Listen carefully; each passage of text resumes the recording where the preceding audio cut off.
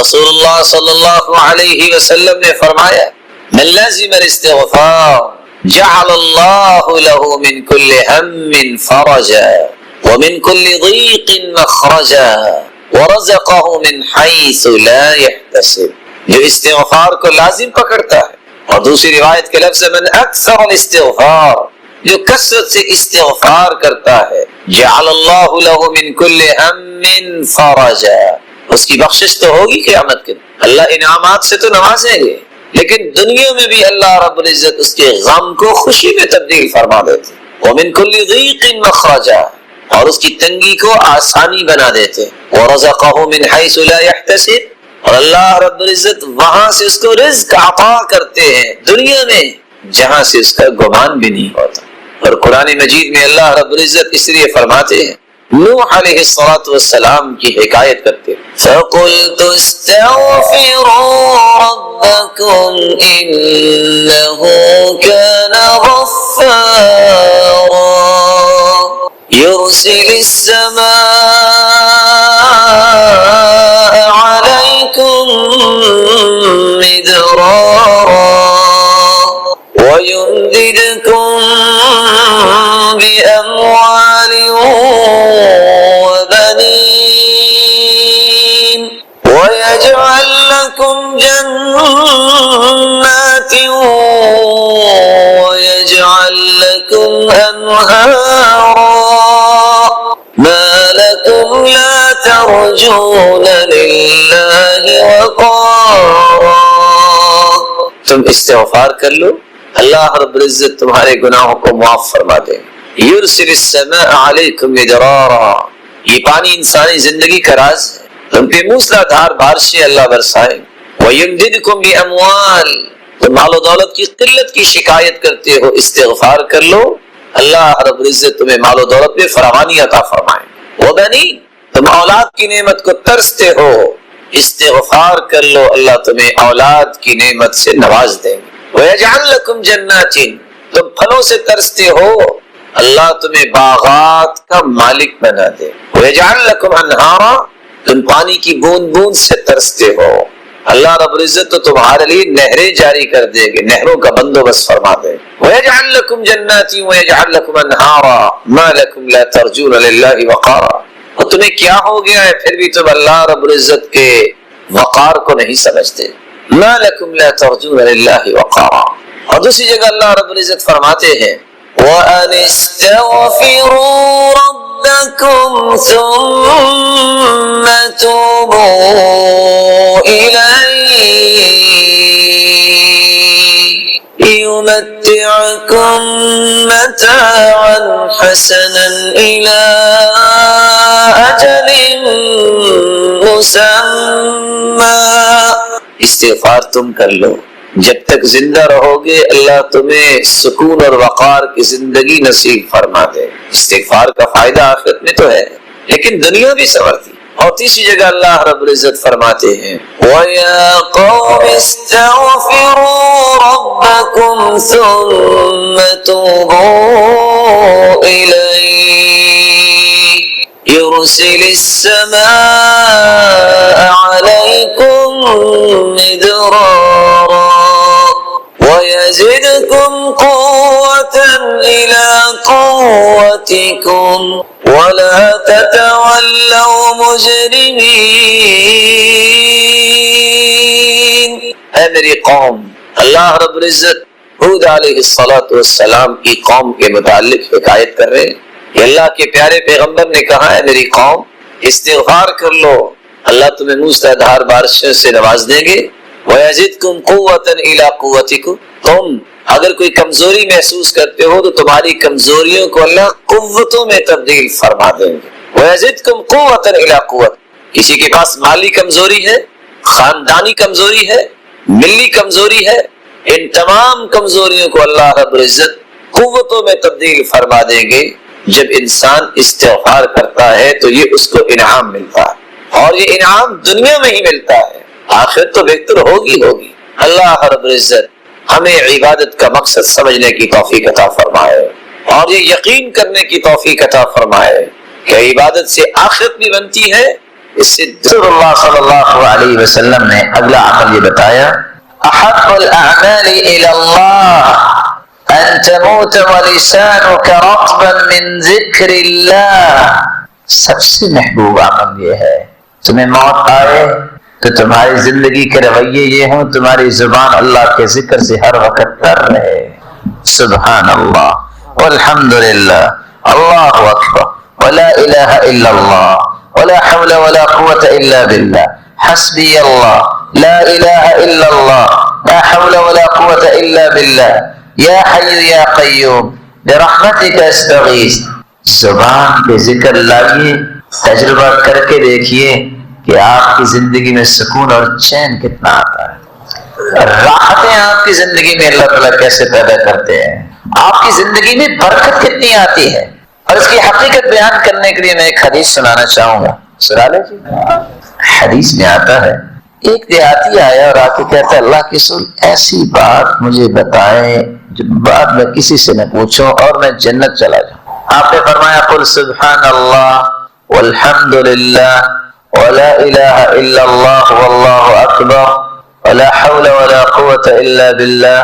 اس نے کہا اور چل پڑا، پھر سوچتا ہے، واپس آ گیا، تو اللہ کے ساتھ سبحان اللہ یہ تو اللہ کے لیے ہوا نا، میرے لیے تو کچھ نہ ہوا، والحمدللہ اللہ کی تعریف یہ تو اللہ کے لیے، میرے لیے کیا، ولا الہ الا اللہ یہ بھی اللہ کے لیے میرے لیے، ولا حول ولا قوة الا باللہ یہ بھی اللہ کے لیے میرے لیے۔ کہا تم یہ کہو اللہم اغفر لی وارحمنی وارزقنی، اللہ مجھے معاف کر دے، مجھ پہ رحم فرما، مجھے رزق دے۔ وہ پھر سوچتا ہے اللہم اغفر لی، معاف تو اللہ نے کرنا ہے، میرے لیے کیا، رحم بھی اللہ نے کرنا ہے میرے لیے، رزق بھی اللہ نے دینا ہے۔ اللہ کے رسول فرماتے ہیں جب تم کہو گے نا اللہم اغفر لی، اللہ ساتھ ہی کہہ دیں گے قد فعلت، میرے بندے میں نے کر دیا معاف۔ جب تم کہو گے اللہم ارحمنی، اللہ مجھ پہ رحم فرما، اللہ فرمائیں گے قد فعلت، میرے بندے میں نے رحم کر دیا۔ اللہم ارزقنی، اللہ مجھے رزق دے، اللہ فرمائیں گے قد فعلت، میرے بندے میں نے رزق دے دیا۔ اس لیے سبحان اللہ عدد خلق، آگے ورضاء نفسی وزینت عرشی ومداد کلماتی۔ کبھی اس کے معنی میں کسی نے غور کیا؟ اگر میں معنی کو بیان کرنے کے لیے اس طرح پڑھوں سبحان اللہ عدد خلقی، اللہ میں تیری تعریف کرتا ہوں اتنی، ساری دنیا جتنی تعریف کرتی ہے اتنی، بندہ ایک مرتبہ کہتا ہے لیکن اللہ اس کے نام اعمال میں اتنا لکھتے ہیں جتنی آدم سے لے کے مخلوق آئی اور سب نے سبحان اللہ کہا۔ وَمِدَادَ كَلِمَاتِ، کتنے مرتبہ لکھنا ہے؟ قرآن نے بیان کیا ہے 8 سمندر اگر ہوں، پوری دنیا کے رب کلمے بن جائیں، اللہ کی کلام کلمے پھر بھی ختم ہو سکتے نہیں۔ اللہ میں تیری تعریف کرتا ہوں کہ 8 سمندر کی سیاہی بن جائے اور درخت کلمے بن جائیں، اتنی مرتبہ لکھا جائے، بندہ ایک مرتبہ کہتا ہے اللہ اتنی تعداد میں لکھتے ہیں۔ وزنت عرش، جتنا عرش کا وزن ہے، وزن کیا بیان ہے؟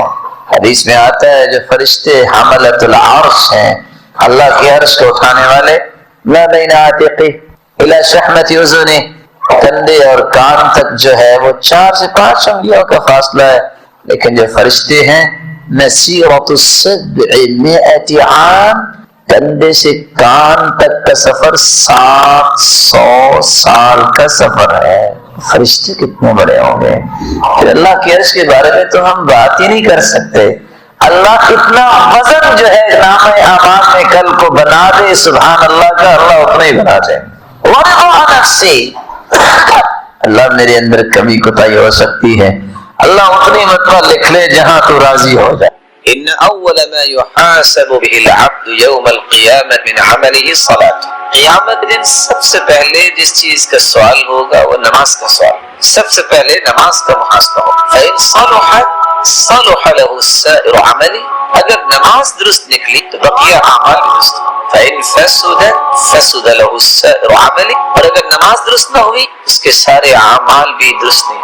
اس لیے عمر رضی اللہ تعالی عنہ کہا کرتے ان اہم امورکم عندی الصلاة فمن حفظها وحافظ علیہ فقد حفظ دینہ. سب سے مہم کام میرے نزد نماز کا. جس نے اس کی حفاظت کی اور اس پہ مداومت اور مواظبت کی اس نے نماز کی حفاظت نہیں کی بلکہ اس نے اپنے پورے دین کی حفاظت کی. فمن ضیع لما سواه اضیع. اسٹیٹمنٹ ہے عمر رضی اللہ تعالی عنہ. جو نماز کو ضائع کرنے والا ہے بقیہ کسی کام کو بھی اچھا نہیں کر سکتا. اس لیے اللہ رب العزت نے اپنے پیارے پیغمبر رسول اللہ صلی اللہ علیہ وسلم کی زبان اطہر سے یہ بات نکلوائی ان بین العبد و بین الکفر والشرک ترک الصلاۃ. کافر اور مسلمان کے درمیان حد فاصل نماز. رسول اللہ صلی اللہ علیہ وآلہ وسلم نماز صحابہ کرام کو دکھائی اور سکھائی اور فرمایا صلوا کما رأیتمونی اصلی. تو نماز اسی طرح پڑھو جس طرح تم نے مجھے نماز پڑھتے. اور اللہ رب العزت قرآن مجید میں تعریف کر رہے ہیں جو نماز کو خشوع کے ساتھ پڑھتے ہیں نماز کو خوبصورت بناتے ہیں. قد افلح المؤمنون الذين هم في صلاتهم خاشعون والذين هم عن اللغو معرضون. کامیاب ہے جو ایمان لائے. اور ایمان کی کیفیت کیا ہے؟ الذین فی صلاتہم خاشعون.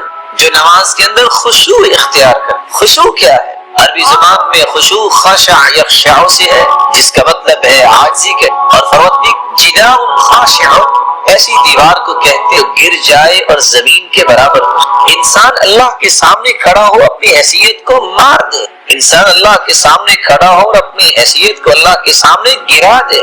اس لیے کہا جاتا ہے اذا خشع فی صلاتہ ای اقبل بقلبہ علی ذلک. کسی شخص نے اگر نماز میں خشوع اختیار کی اس کا مطلب ہے کہ قلبی طور پہ وہ اپنے اس عبادت کی طرف متوجہ ہے اور تمام کی تمام توجہ کو مرکوز کر رہا ہے. تو اس عبادت خشع اس کا معنی سکن وخضع واطمأنت. انسان سکون میں آ گیا انسان کے اندر خشوع آ گیا خضوع آ گیا اطمینان آ گیا. اس لیے دو لفظ استعمال ہو گئے خشوع اور خضوع. خضوع دل کی عاجزی کو کہتے اور خشوع ہاتھ پاؤں اور انسانی جوارے کی عاجزی. یہی وجہ ہے حسن بصری رحمت اللہ علیہ نے جب ایک شخص کو دیکھا کہ نماز کے اندر اپنی داڑھی کے ساتھ گر رہا ہے کہا لو خشع قلبہ لخشعت جوارحہ. اگر اس کے دل میں خشوع ہوتا تو اس کے جسم پہ بھی اس خشوع کے آثار نہ. اور علی رضی اللہ تعالی عنہ کہا کرتے تھے الخشوع الا يلتفت يمينا ولا يسارا ولا يعرف من على يمينه وشمال. خشوع یہ ہے کہ انسان نماز پڑھے تو دائیں بائیں کے اتفاق میں. خشوع یہ ہے کہ انسان نماز کے اندر کھڑا ہو اس کو اس بات سے کوئی غرض نہیں کہ میرے دائیں طرف کون کھڑا ہے اور میری بائیں طرف. اسی لیے ابن القیم اللہ علیہ کہا کرتے خشوع یہ ہے قیام القلب بین یدی اللہ.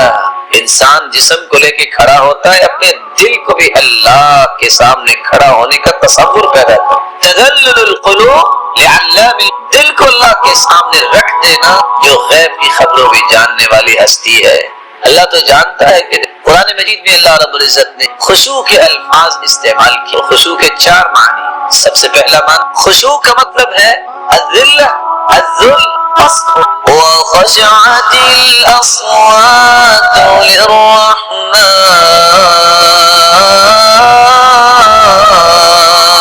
فلا تسمع الا همسا.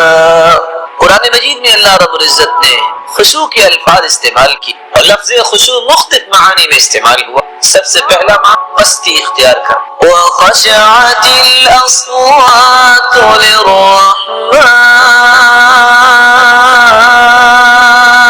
فلا تسمع الا همسا.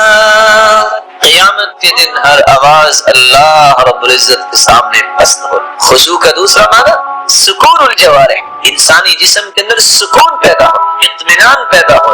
الذین هم فی صلاتهم خاشعون. کامیاب ہے وہ مومن جو نمازوں کے اندر خشوع کرتے ہیں.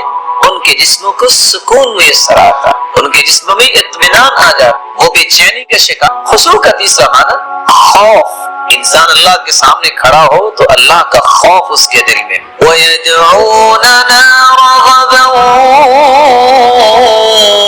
وَرَهَبًا وَكَانُوا لَنَا خَاشِعِينَ۔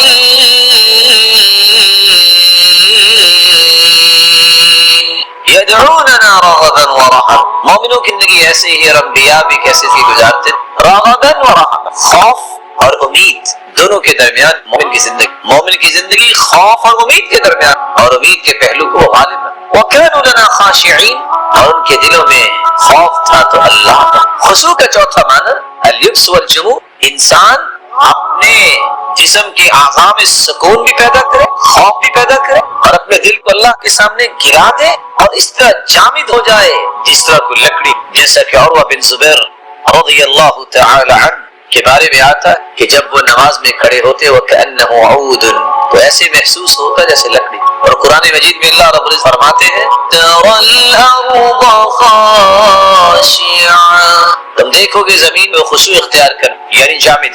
اللہ رب العزت ہم سب کو خشوع کی نعمت سے نوازے اور ہماری عبادت کو خوبصورت۔ ناظرین کرام، ابھی چند لمحات کا وقفہ ہوگا، وقفے کے بعد ہم دوبارہ آپ کی خدمت حاضر۔ بسم اللہ الرحمن الرحیم، الحمد للہ رب العالمین، والصلاة والسلام على اشرف الانبیاء والسید المرسلین وعلى آلہ وصحبہ اجمعین، اما بعد، السلام علیکم ورحمۃ اللہ وبرکاتہ۔ ناظرین کرام، وقفے سے پہلے ہم یہ بیان کریں، قرآن میں لفظ معانی بیان کی اور اللہ رب العزت مومنوں کی تعریف جو اپنی نمازوں میں اختیار کریں، اور خصوص یہ احسان کی، اور احسان کا ہے تحسین الظاہر والباطن، انسان اپنے ظاہر کو بنائے اور باطن خوبصورت۔ اور اللہ کے رسول صلی اللہ علیہ وسلم نے اس لیے جبریل امین علیہ الصلوۃ والسلام نے جب سوال کیا تو اس کو جواب دیا، اور اس لیے رسول اللہ صلی اللہ علیہ وسلم نے جبریل امین کو احسان کا معنی یہ سمجھایا تھا، ان تعبد اللہ کأنک تراہ فإن لم تكن تراہ فإنہ یراک، تم عبادت ایکسیلنس کے درجے پہ جا کے کرو، ایسی خوبصورت عبادت کہ تم اللہ کو، اگر یہ کیفیت میسر نہیں آتی تو یہ یقین تو ہونا چاہیے کہ اللہ رب العزت تمہیں دے۔ امام ابن القیم رحمۃ اللہ علیہ اس لیے احسان اور خشوع کی اہمیت کو واضح کرتے ہوئے فرماتے ہیں والاحسان لب الایمان وروحه وکماله من حیث المراقبہ وحسن الطاعہ، یہ احسان کا درجہ، یہ تو ایمان کا لب ہے، یہی تو ایمان کا کمال ہے، یہی تو ایمان کی روح ہے کہ اس کیفیت میں جب انسان چلا جاتا ہے پھر اس کو اللہ کی مراقبت کا اندازہ ہو، پھر اس کے اندر صحیح اطاعت کے جذبات پر، اور حکم اس لیے کہتے وَثَالِثُ مرتبة الإحسان وَتِلْكَ أَعْلَاهَا لَدَى الرَّحْمَنِ وهي رسوخ القلب في العرفان حتى يكون الغيب كالعيان۔ دین کے تین مراتب ہے، اسلام ہے، ایمان ہے، وَثَالِثُ مرتبة الإحسان، اور تیسرا مرتبہ دین کا احسان کا، وَتِلْكَ أَعْلَاهَا لَدَى الرَّحْمَنِ، اور یہ مرتبہ سب سے خوبصورت ہے اللہ کے نام، وَهِيَ رسوخ القلب في العرفان، جب انسان کے دل میں اللہ رب العزت کی محبت آ جائے، راسخ ہو جائے، تو یہ کیفیت انسان کو میسر آتی ہے، حتی یکون الغیب کالعیان، یہاں تک کہ انسان اللہ رب العزت کے سامنے جب کھڑا ہوتا ہے تو اس کا یہ یقین بن جاتا ہے، یہ تصور بن جاتا ہے کہ اللہ رب العزت دیکھ رہا ہوں، اگر وہ نہیں دیکھ رہا تو اللہ رب العزت اسے دیکھ۔ شداد ابن اوس رضی اللہ تعالی عنہ روایت کر رسول اللہ صلی اللہ علیہ وسلم فرمایا اول ما یرفع من الناس الخشوع، لوگوں میں سب سے پہلے چیز ختم ہو جائے گی وہ خشوع ختم۔ اور ابو الدرداء رضی اللہ تعالی عنہ روایت کرتے رسول اللہ صلی اللہ علیہ وسلم نے فرمایا اول شیء يرفع من هذه الامه الخشوع حتى لا ترى فيها خاشعا، اس امت میں سب سے پہلے اٹھایا جائے گا وہ خشوع ہوگا، یہاں تک کہ خشوع اختیار کرنے والا نظر۔ اور رسول اللہ صلی اللہ علیہ وسلم نے فرمایا حالت ان الرجل لينصرف من صلاته وما كتب له الا عشر صلاته تسعها ثمنها سبعها سدسها خمسها ربعها سدسها نصفها، ایک شخص نماز سے فارغ ہو، کسی کو نماز کا 10واں حصہ، کسی کو 9واں، کسی کو 8واں، کسی کو 7واں، 6واں، 5واں اور 4تھا اور تیسرا، اور کچھ لوگوں کو آدھی نماز کا ثواب۔ اسی رسول اللہ صلی اللہ علیہ وآلہ وسلم نے فرمایا اول ما يرفع من الناس الامن، سب سے پہلے امانت لوگوں سے اٹھا لی جائے گی. وآخر ما يبقى من دينهم الصلاة، نماز کٹ جائے گی. ورب مصل لا خلق له عند الله، کتنے ہی ایسے نماز پڑھنے والے ہوں گے قیامت میں اس نماز کا کوئی بھی اجر و ثواب نہیں. رسول اللہ صلی اللہ علیہ وسلم نے اس لیے فرمایا اول ما يحاسب به العبد يوم القيامة من عمله صلاته، سب سے پہلے نماز کا حساب. فإن صلحت صلح له، نماز اگر درست ہوگی تو اس کے بقیہ اعمال. فإن فسدت فسد له سائر عمله، اور اگر نماز فاسد ہو، نماز درست نہ ہوگی تو بقیہ اعمال کیسے درست ہو. اور رسول اللہ صلی اللہ علیہ وسلم نے کیسے تک كان ابن الزبير رضی اللہ تعالی عنہ اذا قام في الصلاة كأنه عود، عبداللہ ابن زبیر رضی اللہ تعالی عنہ نماز کے لیے کھڑے ہوتے یوں محسوس ہوتا جیسے لکڑی. آج ایک مسلمان کی نماز کیسے ہے؟ نماز میں کھڑا بھی ہو بے چین، رکوع میں ہو بے چین، سجدے میں بے چین. بلکہ ایک وقت تھا جب رسول اللہ صلی اللہ علیہ وسلم فرمایا کرتے تھے یا بلال ارحنا یا بلال ارحنا یا بلال، بلال اذان کہیے کچھ سکون. آج اگر صبح کی نماز میں کوئی امام محترم لمبی قرات کر دے تو زبان سے تو کوئی نہیں بولتا، لیکن کتنے مچل رہے ہو اور کہتے ہیں زبان حال سے انقذنا یا اے امام آج ہماری جان چھوڑ دو، کل اس مسجد میں نماز نہیں پڑھیں گے تم لمبی نماز. رسول اللہ صلی اللہ علیہ وآلہ وسلم نے نماز پڑھ کے سکھائی.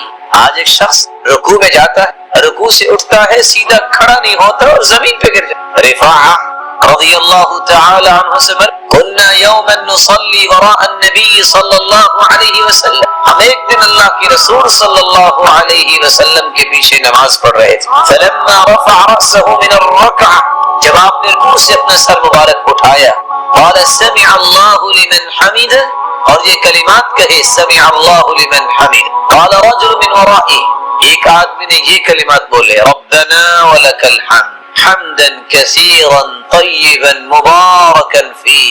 فلما انصرف، جب آپ نے سلام پھیرا تو سوال کیا من المتکلم، یہ بولنے والا کون تھا؟ قال انا، اللہ کے رسول صلی اللہ علیہ وسلم میں تھا. تو رسول اللہ صلی اللہ علیہ وسلم نے فرمایا رأيت 37 ملكا يبتدرونها أيهم يبها اول، میرے صحابی میں نے 30 سے زائد فرشتوں کو دیکھا جو آسمان سے نازل ہوئے، جو اس بات میں جلدی کر رہے تھے. ایک کہتا یہ مبارک کلمات میں لکھ کے اللہ کے پاس پہلے لے جاتا ہوں، دوسرا کہتا تھا میں لکھ. 30 سے زائد فرشتے جن کلمات کو لکھنے کے لیے آسمان سے اترے، آج مسلمان ان کلمات کی پرواہ نہیں. اور رسول اللہ صلی اللہ علیہ وآلہ وسلم کا طریقہ مبارک فَإِذَا كَ مِن صَلَاتِي لَمْ يَنْهَضْ حَتَّى يَسْتَوِيَ قَاعِدًا، آپ جب دوسری رکعت کے لیے اٹھتے یا تیسری کے بعد چوتھی رکعت کے لیے، تو آپ پہلے سجدے سے اٹھ کر آپ سیدھا کھڑے نہیں، بلکہ رسول اللہ صلی اللہ علیہ وسلم سجدے کے بعد بیٹھ جاتے پھر کھڑے ہو. آج ایک شخص ایک سجدہ کرتا ہے، سر اٹھاتا ہے، دوبارہ اپنے سر کو زمین پہ دے مارتا ہے. یہ نماز میں کیا چاہتا ہے؟ اللہ کی نماز ہو وہ تو سکون سے ہو. کیا وہ یہ چاہتا ہے کہ بس دنیا والے دیکھ لیں کہ میں نماز پڑھتا ہوں؟ رسول اللہ صلی اللہ علیہ وآلہ وسلم جب نماز پڑھ رکوع سے کھڑے ہوتے تو عائشہ رضی اللہ تعالی عنہ فرماتی ہے ہمیں محسوس ہوتا انہ قد نسی کہ آپ بھول گئے. ایک سجدے سے اٹھ کے دوسرے سجدے میں جانے سے پہلے بیٹھ جاتے حتی یرجع کل فقار الی مکانی، ہر جوڑ اپنی جگہ واپس آ جاتا. ہمیں محسوس ہوتا کہ آپ رسول اللہ صلی اللہ علیہ وسلم نے اس لیے فرمایا تھا اذا قمت فی صلاتک فصل صلاة